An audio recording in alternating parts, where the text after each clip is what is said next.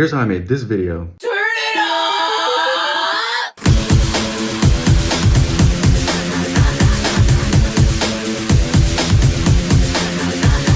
You may live to see a minion with a strap on. Live to see a slutty bastard on phone. Live to see a tattoo of a Tesla. Hidden under grandma's favorite sweater. Next to me, Johnny writing credit card. Mama rich expensive George W. art. Laughing off us. In 3D. Another day, another sleigh. Say hello to the camera. Okay, let's get to work. So this is what we're making today. Okay, so this I made for a club that I used to make a lot of flyers for in Seoul. Dorian Electra, if you don't know, is an amazing pop musician, kind of like hyper pop craziness. Like if you know 1000 Gex or 100 Gex, whatever it is, they are kind of like that. And they came to Seoul, and I was lucky enough to make the flyer for the event. So I wanted to put everything into it because I've been listening to their music since like the Daddy era or whatever that first album was. So I was really excited for this, and I wanted to go absolutely crazy. So I decided, why don't we just recreate them in 3D, make the whole venue, and then like do some crazy surreal stuff happening.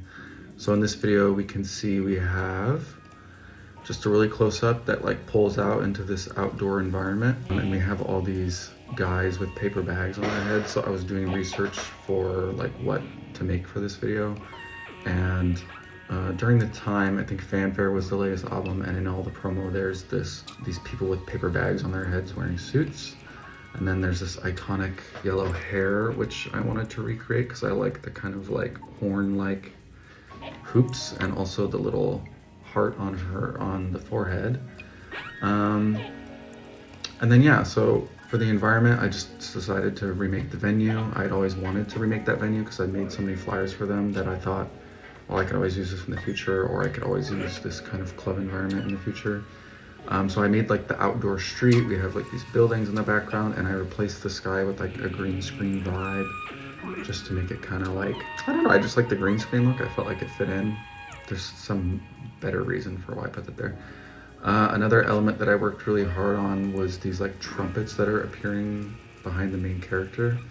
If you can see, they kind of like pop out and then swoop down in. I think there's so much going on in this shot that it's kind of like easy to miss stuff, but that's my favorite thing, is these little trumpets. And then you kind of like are following behind them as they're like twirling around. A big part of this was just, wow, why is this glitching out? Was just making the main character, which included doing a clothing simulation, a hair simulation, which I think this was like the third or fourth time I'd done a hair simulation using this system, and I liked it a lot more because it was easy to control and a lot less intensive than things I tried in the past. I did like some little small simulation with these strings on the boxing gloves, and I'm also going to show you how I do facial mocap, because we open with a lip sync. And there's like a little more close-up of the hair you can see that I was talking about, and I customized the eyelashes and the eyebrows and the eyes, and I put these moles on their face because, as you can see in this reference photo, they have moles. So yeah, I really like tried to cover all my bases. Then obviously the environment is just like a simple outdoor city scene with like trash everywhere, which I love trash. And I found this really cool asset of like a kind of Korean building. And I found this, or maybe this is a photo scan I had. When we get closer to the venue, this garage door is very iconic to Korea. If you walk around, you're always gonna see like these rainbow colored garage doors. So I wanted to like make it kind of local to the event. And yeah, we have this really dynamic camera that's like flying around. I wanted, you know, like those, what do you call it? Like the robot arm. Lady Gaga just did it at the Grammys. It's this robotic kind of movement where you have like, it's like easing into a quick speed and then like stopping. It's a specific motion graph curve. I tried recreating that, so it kind of felt like there was this tight robot arm camera moving around the main character. And then I lit up the cake shop sign going into the club. If you've ever been to this club in Seoul, it was my favorite club. They have this iconic neon sign, so I recreated that. And then, oh my goodness, what is going on? And then we go down into the dungeon, so I recreated the staircase going down into the club. I recreated this exact glass door that they have going into the club. And then kind of the shape and the vibe I just tried to recreate with the environment. So there's these like stools, and then I wanted it to feel chaotic, so there's trash all over the ground. And then we have a whole sea of these paper bag head people going crazy. And then as we come into the DJ booth, I wanted to like bring everything back together. So we have the main character going crazy up on the DJ booth. I think I animated this myself. Sometimes I get assets online and I have to like retarget the motion capture onto the character that I have, but I think for this one I just posed them and started animating as best as I could. But the trumpet's back. I like put some cake down on the DJ deck because I thought, why not? It's cake shop.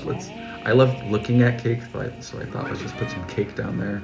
I put some trophies everywhere because that's also part of the promo in a lot of places. And these are actually my shoes. I love these shoes. I bought them some time ago and I'm obsessed with them. So I photo scanned them and I thought, why not add it to this character because it kind of matches the vibe in a way. This is like it's supposed to be kind of like a Balenciaga jacket. So I thought, okay, we can like do some kind of like masculine vibe for the clothing, because also Dorian Electra plays with gender a lot, and one of their albums is about being an edgelord and like a fedora tipper. If you know anything about that, you know about that. So I thought we're gonna do some like skater bro shorts, you know, those like khaki shorts that are kind of like oversized. And then yeah, like banging your head along to the song, and there's a little more lip sync I think in another version. I removed it in this version, but yeah, that's the video. I'm gonna show you how to make it. Let's get started. So on the character creation side of things, it gets a little bit complicated because my process is a little bit strange. But what I start with is a good reference photo, and unfortunately I couldn't find that many high resolution images, so I kind of had to work with what I had. This was the best one I found. It's not too bad detailed. What I might have done is I might have sent this into like an AI upscaler that just takes a low resolution image and tries to make it a little more crispy. I think this was the original actually, because you can see their teeth. But that's a problem because you don't want to see their teeth when you're doing this face map right here. So what I had to do is I had to go in and like edit it, like pushing the lips down and removing the teeth. I think what I did is I painted black over the teeth and then pushed the lips down and probably did some like generative fill or something like that to try and get like a natural looking closed lip. And then yeah, I use this program called FaceGen. I take this image and I put it in here, and then what it does is it tries to detect kind of what the 3D mesh would look like. If you have like a profile view, that can help, but I think for this one I just used the frontal.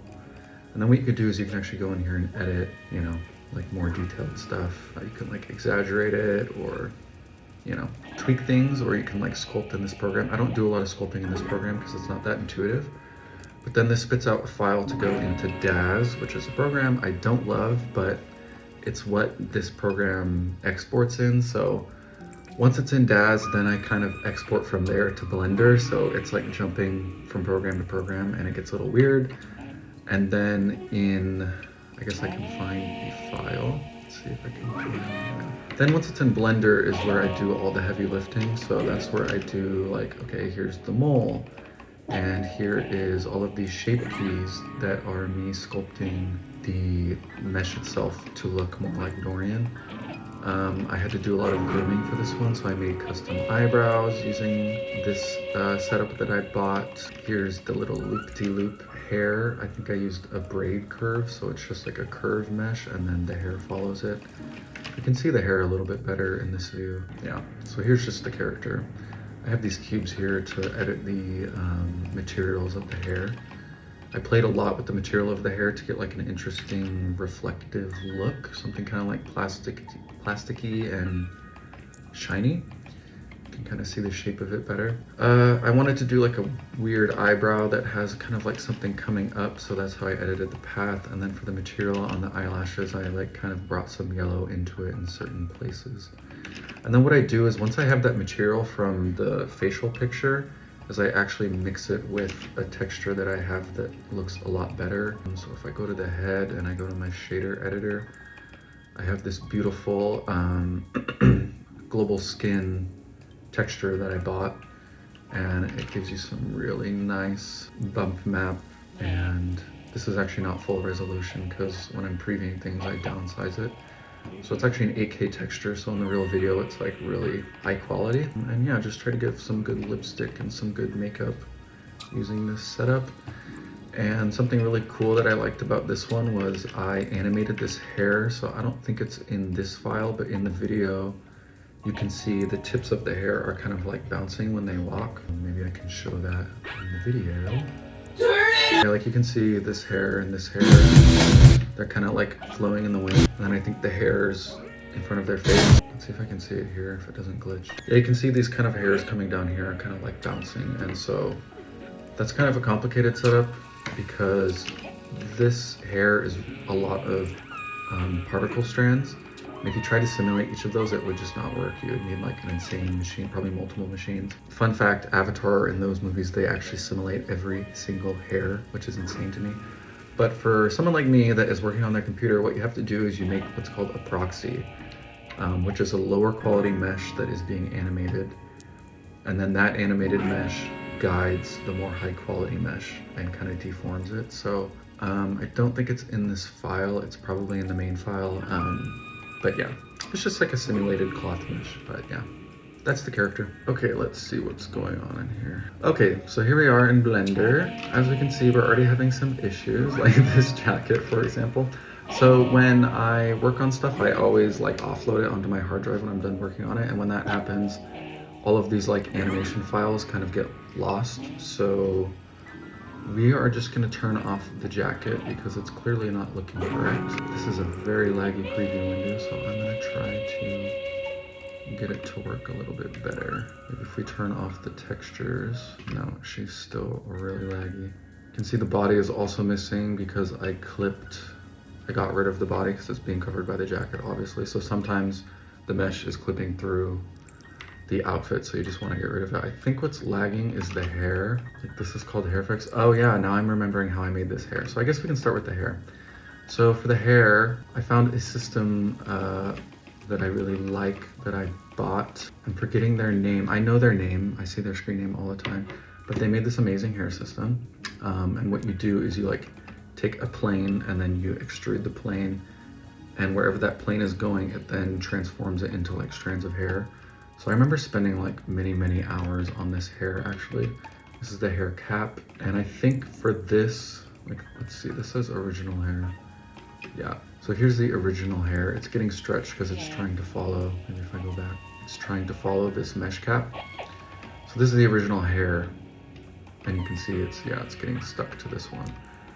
But I kind of sculpted this using that plane system, and I think in geometry nodes this has like a really crazy setup that I was working on. So like, yeah, mesh the hair, then you can kind of tweak the hair there, then the children, which is how many strands of hair are actually seen in the scene. And then I think I was really playing with this like wave effect to get like these weird chunks back here. So yeah, hair puff, hair grow, hair noise offset, hair mirror, because I think this was half of a mesh and then mirrored for the other side to make it more lightweight.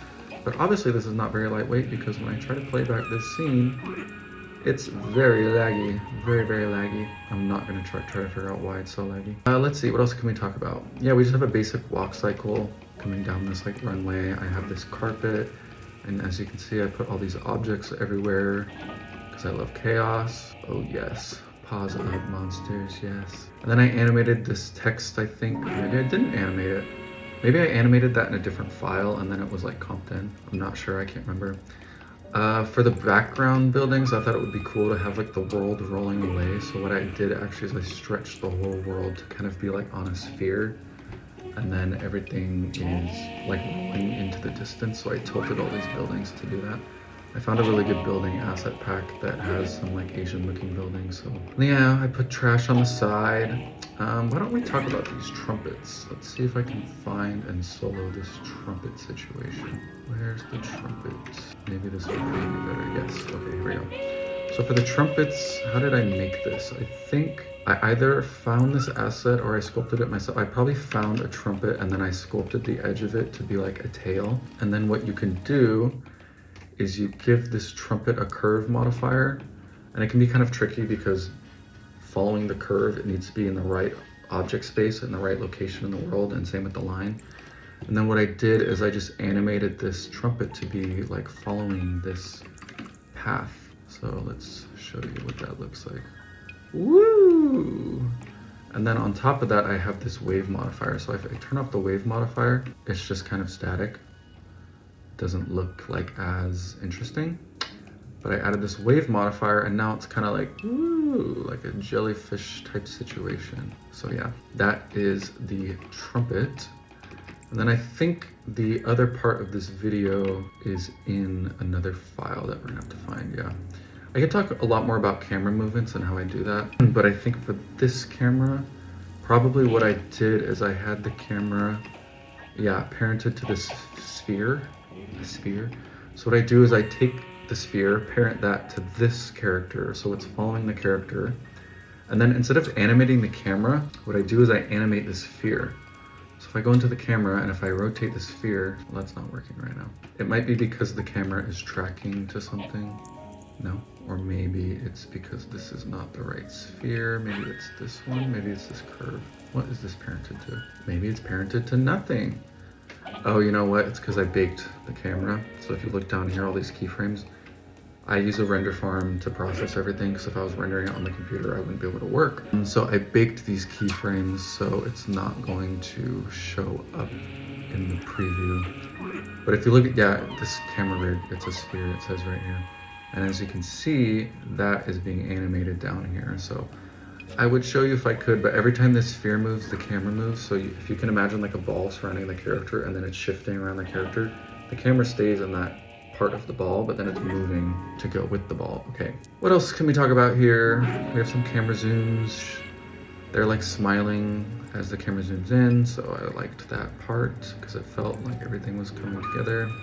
Okay, we're gonna go find the interior scene. Let's go see what the interior looks like. Okay, so here we are inside. We're starting at the wrong keyframe. Start at 1. Yeah, so sometimes I like to split up the scene because if you have a lot going on in one scene, it just really weighs down the whole situation. So you can cut it up and then like delete stuff and start from scratch in a way and make sure things are like staying optimized.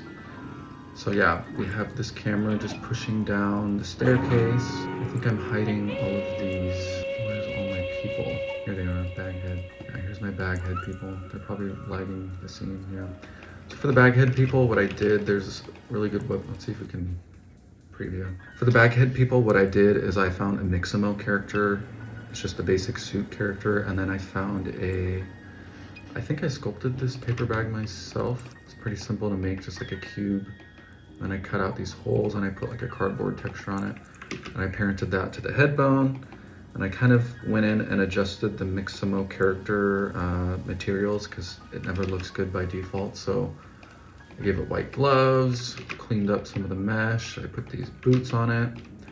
And then each of these characters has a different dancing animation.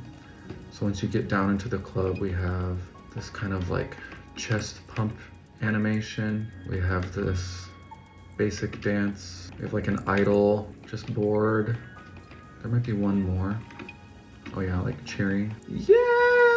Oh my god, Dorian Electra! Dorian Electra in Korea. Yes! So that's the characters. We need to turn them off because they're really lagging it. They're really lagging me.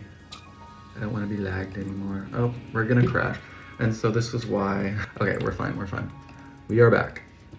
Okay, so we're going down into the club, animate the door, add these stools. I used a lot of Blender kit assets for this, like the ceiling, this concrete pillar I was just placing around. There's like an HVAC system right here. Every time I was in this club in real life, I always wanted to stand under the AC. So when I was modeling the club, I'm like, yeah, I'm gonna put the AC right here because that's a very important part. We have the bathroom over here. There's like the VIP section, but we're not really going over there, so I just kind of ignored it. Put all these speakers, and then some of this stuff is not actually in the club, obviously, but I wanted to make it just for like the vibes. So there's kind of like this industrial metal above the DJ booth. And then we have some glass down here. If you look closer at this glass, I have like a smudged glass texture, like there's fingerprints on it. And then we have our cake. I found this cake asset, and then these like swirlies that I put everywhere. These slices of cake, some more trophies. And then I put the cake shop logo behind the DJ booth. And then there's also some bag head people behind Dorian, just to be like the hype people. Maybe I can show you a little bit about how I animate this character, and also you can see the clothing in real time now. So for the character animation, what I do a lot of the time is I add an IK rig to the limbs. If you don't know an IK, not an IK rig, but like an IK bone is a bone at the end of a string of bones, and then when you move that one, it kind of like automatically figures out where the bones before it need to go, so it can make it easier to pose. I think because this was a static animation, I just adjusted the bones with the regular rig, which you just do by like moving it around. Why did I think I used an IK though? I think because they're bouncing around. Sometimes when a character's bouncing around, you want it to be an IK rig, so like the hands and the feet will stay in place, but the rest of the body can like move. But if I'm looking at this now, I guess it's just the head that's nodding. So really this is a simple animation. I just took the neck bones. Oh, you can see. I just took the neck bones and animated those in kind of a cycle. And then yeah, you can see for the cloth simulation, something you always have to do is you have to start with the T pose so that it can get into the first pose and the cloth can be in the correct place. So that looks a little funky. It's like some magic trick coming together. And yeah, sometimes the details of the animation don't matter. Like you can see the hand is clipping with the metal, but like in the video, you don't really see that. So you just kind of ignore it. And like, obviously this is not like the most beautiful animation in the world, but there's so much going on that I don't think I can like go super crazy, you know, like I'm trying to do so many things. So yeah. What else can I talk about this video? I think that's pretty much it. I think we covered all the bases. Yeah, I really like this building exterior asset. The signs look so good. And I really love this neon sign. I love a neon sign. And I really love this this street texture that I found. I use it in a lot of my stuff. It just has such a good glossy texture, and it also can be like 3D if you subdivide it a lot and give it displacement. So, oh, maybe one last thing. I like adding, for like darker scenes, I like doing kind of like a spotlight. So what I do is I just find the camera, and then you can see attached to the camera, whatever the camera is, this giant list of things, I don't even know. But attached to the camera is a light. Here's the light. And then I just parent it to the camera and then copy the rotation of the camera so it's looking exactly where the camera is. And then I have this beautiful spotlight that kind of looks like a flashlight. So wherever you're going, things are being lit up by the viewer by like this flashlight. So yeah, that is pretty much it. If you enjoyed this video, give me a follow, give me a like, give me a subscribe wherever you are, wherever you're watching from, I don't know. And I will see you in the next one. Goodbye. Oh yeah, one more thing I wanted to show actually is for the sound design. Dorian Electro released all these audio stems. So I wanted to kind of like experiment and find some cool vocal lines that could be used, because the audio in the video is actually not from any particular song. It's like a mashup of all these different stems. So let's see what they sound like. If VLC will load. I don't know why VLC is slow like this and I can't hear anything. What do we got? Okay, we got like some beat. I didn't use that. Crunchy bass. I don't remember using any of these instrumentals. There's like a cool vocal loop. I think I used that in a teaser. Or I wanted to. This beat is illegally good. I was listening to these and I was just like, these are so freaking good. That's really pretty. I'm trying to find the one that I used. Love that. Faster. I'm a musical genius. I almost used that one too. Musical genius. Turn it on! Yeah. Yeah, that's the one I used, obviously, in the beginning. It's like very, let's fucking go. Yeah, yeah. Yeah, yeah. Oh, I love that. Okay, anyways, thanks for watching my video.